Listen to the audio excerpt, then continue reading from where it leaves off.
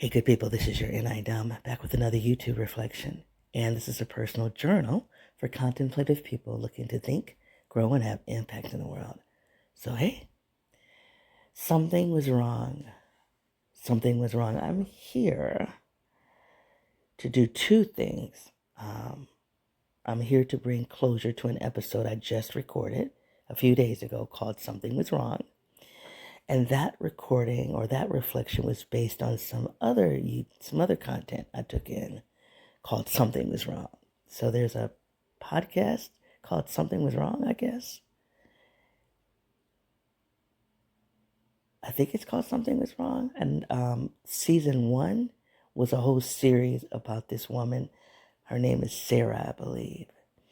And she was in love with a person that in some ways was living a double life, but was giving her a lie. And the premise of the lie, in my opinion, was about control. But anyway, so it really was a toxic situation. It was a situation that was hard for her to accept that it was what was happening. Her family saw it before she did. Her family really tried to wrestle with her. So it's a series about that, like how she was entangled in this deception and this relationship that was a lie. And what it did for me is that it brought up a lot of nuance that I had not contended with my own relationships. So it's primarily a relationship. I've been in 2 10-year relationships. And I'm primarily talking about my second one, although I probably could have talked about the first one, but we were so young then that I don't think that individual had the sophistication to do what I think that individual could do now. So at any rate, so there are nuances in my second 10-year relationship that I haven't dealt with in this project. I would say I haven't dealt with in a long time because, in my opinion, I don't need to. I didn't think I did. And yet when I listened to this series, Something Was Wrong, it brought up a lot of that. And I found myself wanting to process it. But because I haven't really processed it, and I definitely haven't processed it recently, and I definitely haven't processed some of the nuance on this project, it took me a minute to find my flow. It really did. And so for 30 minutes of that reflection, about 30 minutes, I'm fumbling. But if you can get past the first 30 minutes, I hate to do that to you, but if you can get past it, I think it's actually the last hour.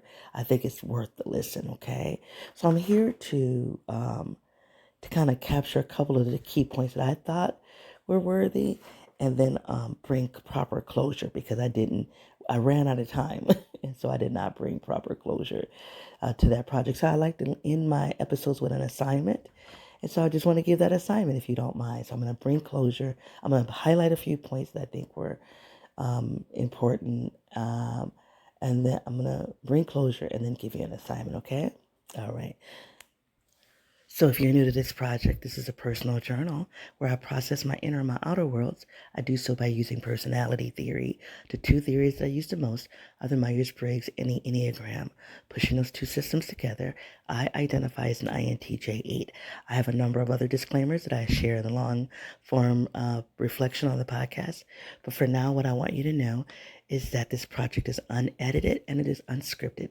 To know more about it or me, feel free to go to my website at yournidom.wordpress.com. Okay? So the first thing that struck me about that episode, because I was just listening to it, and then when I hit this part, around minute 40, I went to get a piece of paper. I was like, oh, that's good. That's good. And it's this thing called change theory. Now, I might be taking some small liberties about how the theory goes, but the short end of it is when the pain to, how does it go? Okay, when the pain to stay the same is greater than the pain to change, that's when you'll change. I'll say it again. When the pain to stay the same is greater than the change. Oh my God, let's try it again. Unedited, unscripted, y'all. Okay, here we go. When the pain to stay the same is greater than the pain to change, that is when you'll change. So, in short, that means that you might be in a situation that's uncomfortable. It might be painful, and you acknowledge that. However, to go through a change process, to disentangle yourself from that discomfort, whatever you have to do to stop that discomfort, whether it's to end a relationship, move, stop talking to somebody, change your diet, right? Go back to school, whatever the change is, when that the pain and the discomfort of the change is not as daunting as the pain to stay in that situation, you will make the change. And so I I struggle with that. I don't struggle with it, but I'm living that struggle, and I'm becoming more conscious of it with my weight. So I would say since I started this project, I've been like consciously trying to get back in the saddle, lose weight, right? And while I'm proud of myself because I haven't done it yet fully, I'm proud of myself because I'll start and then life happens. And I'll tell you, and then I'll fall off, but I get back in the saddle. So if you've been following my project, you know that I've experienced multiple job changes and deaths. Every year, there's been something major. I've changed jobs every year, and I've been losing people to death, to cancer, um, almost yearly. And I can ride one of those stress points, but to confront both of them, and eating is unfortunately, it's a love language for me. It's how I've taken care of myself. But anywho, so one of the things I've become conscious of recently is that I'll start losing weight. See, I don't mind being curvy. I'm curvy, and I used to have the bomb body. I don't have that anymore. Like, I'm not young, right? I'm 53. So I've always been curvy. But now I'm curvy and I'm bigger, but I'm very comfortable in my curves. So I think I lose a little weight, and then I have to decide, do I want to keep sacrificing eating because I love the food? Or do I just want to be comfortable with my weight? And then that's what happens. When the pain to change isn't greater than the pain to stay, you don't change. And so I'm not as pained by the weight. I should be. I'm not as pained. But I am very, very pained when I can't have chocolate or mashed potatoes, right? And so what I've been trying to tell myself recently is that I there's a quality of life that I want that is going to require for me to lose weight. And it's health related, but I don't think that that's a big pain point for me, unfortunately. It's social. And can I tell you what it is? I want to get on the stage. I wanted to get on the stage and sing country music, and I've been wanting to do it, but now that I have the confidence to do it, I don't feel like I have the physical presentation. So that's what I don't want to get on that stage as a bigger woman. I mean, I will, but that's one of the things. There's a social life that I want. Part of it is getting on the stage singing country music, and in my mind, my picture is that it's me smaller. And so that's what I'm trying to tell myself, so that when I start losing a little weight, what'll happen is that I'm like, oh, I'm fine now. And then the pain to continue to give up the food is greater than the pain it is for me to be at that, like, I lose 10 pounds. I'm like, man, I might lose 13 to 15 pounds. I'm like, oh, I'm good. And I have to say, no, while the pain to stay the same is not greater than the pain to change, it is a pain point in terms of me wanting to have the social life. So it's not a physical pain point, but it's a social pain point. I don't know if you guys are following that, but I appreciate it. Anyway, let's get on. So, so I wanted to share that with you. I thought that was a really good point to highlight. And so from about minute 42 to almost minute 50, for about 8 minutes in that reflection, I'm talking about how the abuser reveals himself or herself or themselves, right? Whatever gender pronouns that they use. And and there's a particular type of abuser. Well, two things. First of all, no abuser fully reveals themselves in the abuse, in the harmful part of the abuse, not right away. Because, well, that's not true because I was at getting some ice cream the other day, right? I was getting some ice cream. Y'all pray for me. So I was getting some ice cream the other day, and this guy walks up to me, and God, there's so much I want to unpack there. And he would have had my attention, but he went straight in to make two criticisms about something that was benign. Like I got these headphones on that they're not like the earbuds. And he was like, "Why don't you just go get earbuds?" And I'm like, "What is it to you?" Right? So he came out the gate critical. And I think that there was a time that I would have not liked it. I would have not been like, "Oh, that feels good." I would have been intellectually stimulated by sparring with him. Now, I did spar with him. It was fun. But there would have been a time where I would have been like, "Oh, I'll welcome that energy in my life because I can put it down." I know that's a gateway. So I was like, mm-mm, mm-mm.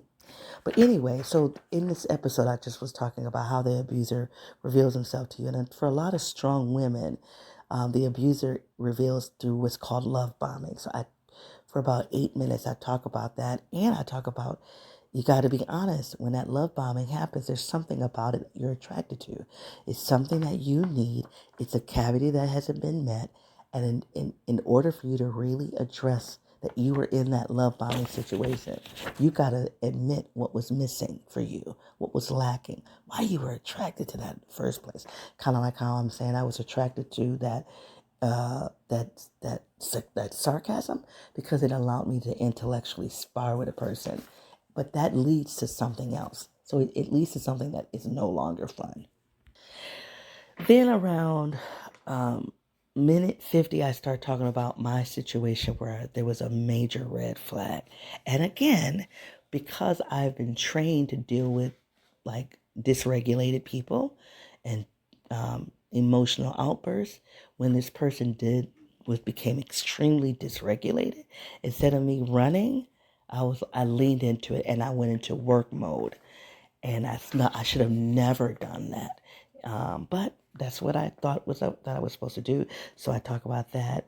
And so then I spent a little bit of time talking about some criticisms that I had about the episode around racism and sexism and heterosexism, right? So if I just wanted to come back and just let you know, I think it's a pretty decent episode, but you're going to have to get past the first 30 minutes because there's a lot of warm chatter, me talking about how excited I was. And I was really excited. I had just ended the recording and I should have taken some time to really, I took a little time, but I should have taken more time to gather myself. But anyway, so you guys, if this reflection has had any value, please, before you give it a heart, thumbs up, or a like. If my conversation about toxic abuse that is wrapped in love bombing, if this relates to a conversation you've had in the world, please take this link and share it with those participants. If my moving about has caused some randomness in you, I would love to hear it. You can find me on my website at youranidumb.wordpress.com, on Twitter X at youranidumb1, Facebook and your YouTube youranidumb. So here's your assignment. The assignment that I normally give on the podcast. I don't do it on YouTube, but I'm going to do it here because I didn't get a chance to finish that episode. So here's your assignment. Think about a time that you engaged in a behavior that was unhealthy because at the end of the day, it was feeding you. It was giving you something you need. Now, maybe not the toxic part of the behavior or let me put it differently. You are continuously engaging in an experience. That experience is harmful. There's a song by Megan Trainor, "This Love is Bad for Me." Go check that episode out. So you're engaging in an experience that's harmful, not good for you, but there's something about it that's feeding you. So all I really want you to do is just think about it, become conscious of it, and just sit with it. You guys, it's been a pleasure hanging out with you until I come back. Be well. Bye.